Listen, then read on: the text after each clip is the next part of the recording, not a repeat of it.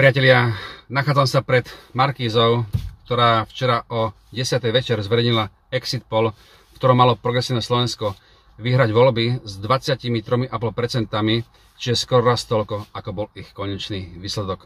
Samozrejme, zahraničné médiá považujú túto televíziu za dôveryhodný zdroj informácií, a keďže väčšina všetkých redakcií uzatvára redakcie približne o 11. večer, aby články mohli poslať do tlačiarne, tak ten exit poll považovali za dôveryhodný a s veľkou pravdepodobnosťou sa v zahraničí ľudia dočítali, že na Slovensku vyhrala strana, ktorá je silno proeurópska, čiže manipulatívne vytvorili v zahraničných čitateľoch dojem, že Európska únia je tá najlepšia alternatíva, ktorá tu existuje, aj keď sa strana Smer s Európskou úniou žiadny problém nemala, akurát, že bola viac kritická ohľadom migrácie a posielaní zbraní na Ukrajinu. Čo tým chcem povedať?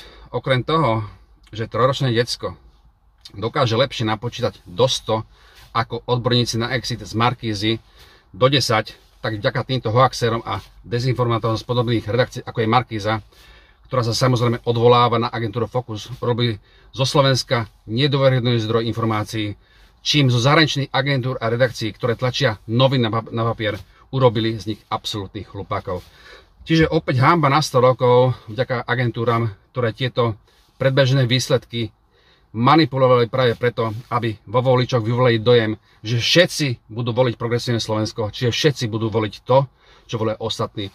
Pretože davová psychóza je najlepší nástroj na manipulovanie voliča bez vlastného názoru.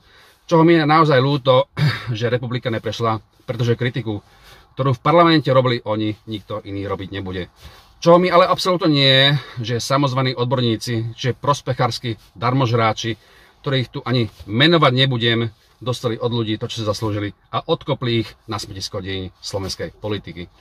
Priatelia, prajem všetkým pekný zvyšok večera a slovenskou mainstreamu spolu s ich agentúrami, ktoré manipulatívne zavádzali dezorientovaných voličov, ktoré by za tieto dezinformácie mali byť žalovaní, prajem, aby sa nad sebou zamysleli, pretože peniaze, ktoré dostali od všetkých slovenských občanov a nielen od 15% občanov, ktorí volili Progresívne Slovensko.